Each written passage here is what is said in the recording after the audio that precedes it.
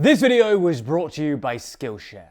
A few days ago, the French left achieved a stunning victory, with the left-wing New Popular Front winning a plurality of seats at the legislative elections. But while their success might have provided some respite for anti-Le Pen voters, it also means a showdown with the European Commission is pretty much inevitable, who are so anxious about what they see as France's excessive spending habits that a day after the election, they tried to accelerate a so-called excessive deficit procedure against France. So in this video, we're going to take a look at France's ongoing debt crisis and why a showdown with the EU is looking increasingly likely.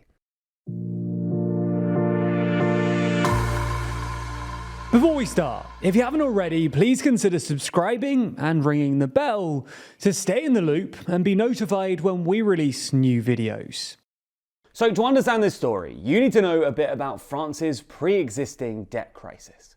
Now, we did a full video on this only a couple of weeks ago, but the TLDR is that in 2023, France ran a budget deficit representing 5.5% of GDP, one of the highest in the EU.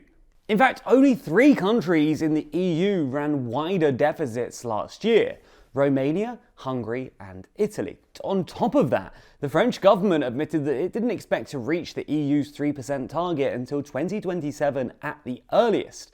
And even this feels a bit optimistic, given that public spending is expected to continue growing for the next couple of years. This is why the IMF currently expects France's public deficit to remain above 4% until at least 2029. France's debt to GDP ratio has now also risen to 110% of GDP, the highest ratio in Europe apart from Greece and Italy. This combination of large deficits and a large debt burden has already spooked both investors and the EU. One of the big 3 ratings agencies, Fitch, actually cut France's rating from AA to AA- last year. And then another of the big 3, Standard & Poor's, made the exact same cut. This essentially takes France from the same level as the UK and South Korea to the level of the Czech Republic and Slovenia.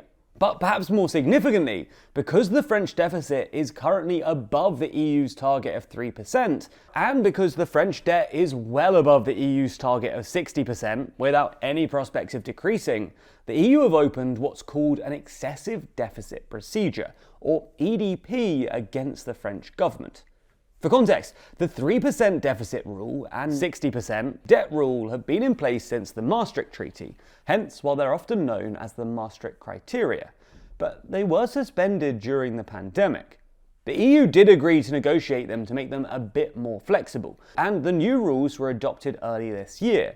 But even though the new rules are slightly more relaxed about debt levels and the rate at which debt needs to be brought down, in April the Commission announced that France was one of 11 EU countries in violation of the rules. And then in June it announced that it would be opening the EDP. Now, this might sound dramatic, but EDPs are pretty common. Most EU countries have been through them at least once, and meaningful sanctions have never really been imposed. Usually, they're more a way for the European Commission to monitor a member state's fiscal policy making. And EDPs are often concluded when the relevant member state still has debt or deficit levels above the Maastricht levels, because it's more about the Commission just gauging whether or not that country is a risk to the overall financial stability of the Eurozone. However, there are at least 3 reasons to think that the coming battle between France and the Commission will be a bit more intense than the previous ones. For starters, because of all of its economic and political heft in Europe, the Commission will be a bit more worried about France than other smaller member states. And that's because if something goes wrong with the French finances, that would obviously affect the rest of Europe. The second reason is the sheer size of the French deficit. The 5.5% deficit that France ran last year was bigger than the Commission would like, but 5% deficits aren't entirely uncommon in Europe or the developed world. However, the left-wing coalition that came first in the recent French legislative elections has made it clear that they want to spend a lot more money. They want to scrap Macron's pension reforms, raise public sector wages by 10%, and massively expand the French welfare state. And they plan to fund all of this with tax hikes for the rich. But this hasn't worked well for previous left-wing governments in France. Most obviously, Socialist President François Hollande tried to fund his expansive program by imposing a 75% super tax on earnings above €1 million.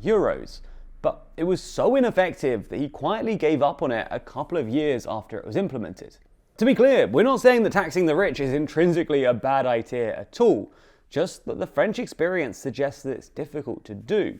So if a left-wing government were to increase spending, they would be unlikely to immediately offset it with taxes. This means that the deficit would almost definitely grow. And while 5.5% might just be unpalatable to the European Commission, anything bigger would be wholly unacceptable. But the third and perhaps most significant reason is Macron's centrist alliance and the left-wing coalition are going to be hyper-resistant to any spending cuts, because they worry that austerity will fuel the ongoing rise of Marine Le Pen's National Rally. One of the reasons the Commission have never needed to impose meaningful sanctions is that governments are usually pragmatic enough to heed their advice. The next French government, however, is unlikely to be so pliant, and you can sort of see why. Politically, it's not a great look if a left-wing alliance is voted in, promising a massive popular expansion of the welfare state, only to immediately U-turn because the Commission says that you don't have the fiscal space. You get the idea then. The EU is uncomfortable with the amount that France is spending, but spending less would be a gift to the National Rally, so Macron and Mélenchon are unlikely to do it. And if this deadlock isn't resolved, the Commission could technically fine France 0.05% of GDP, or about €1 billion every 6 months. And the European Central Bank have signalled that they could also exclude France from its new untested bond buying programme. But while this would be really politically toxic, much of the French electorate and political class are already wary of what they see as the EU's needlessly austere attitude to fiscal and monetary policy. And corrective measures from the Commission would stoke Euroscepticism and make the EU look like a handmaiden to the far right in the eyes of the centrist and left-leaning voters. As a final thing, if the ECB were to punish France somehow, this would accelerate their repoliticization. Now, we're not going to go into too much detail about this here, but many European politicians, including Macron, have recently floated a new growth target or decarbonisation target for the ECB, and stated that the ECB need to do more to help Europe through this period of crisis. But any corrective measures here would probably invite yet more scrutiny from France and elsewhere regarding its role in Europe's political economy.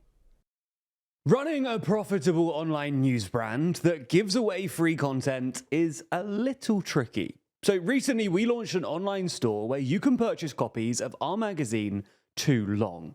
The thing is, setting up an e-commerce business is also pretty tricky. But fortunately, when it comes to websites and e-commerce, Skillshare is there to help, with me taking their very useful course, Shopify Essentials for Web Developers, when setting up the store. That's because Skillshare is the largest online learning community for creatives, with thousands of classes led by industry experts across film, illustration, design, freelance, productivity, and more. That means that Skillshare can help take your career, skills, hobbies, passions, or side hustles to the next level. There's hundreds of career-focused classes. That's courses from how to start a business to maximizing your workflow or digital marketing. The best news is that the first 500 people to use our link in the description will receive a 1-month free trial to Skillshare. So get started today.